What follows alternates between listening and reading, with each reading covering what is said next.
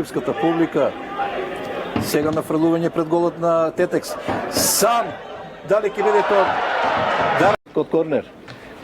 Дали ќе има удар кон голот на Тетекс? Ќе влезе ли топката во голот? И сега напад на Тетекс по десна страна. Двајца на двајца. Двајца во бели дресови, двајца со убав дриблинг и извореден гол на млад во горниот десен нагол. Домашниот голман не можеше ни да трепне. А сега на спротивната страна казна и судијата со право додели и извореден гол. Еве! Инсистира на пресинг. Дали ќе има гол? И уште еден гол. Постигна 4-5 гола. Сега во ситуација Брегалница повторно да простите гол. И тоа е убав гол.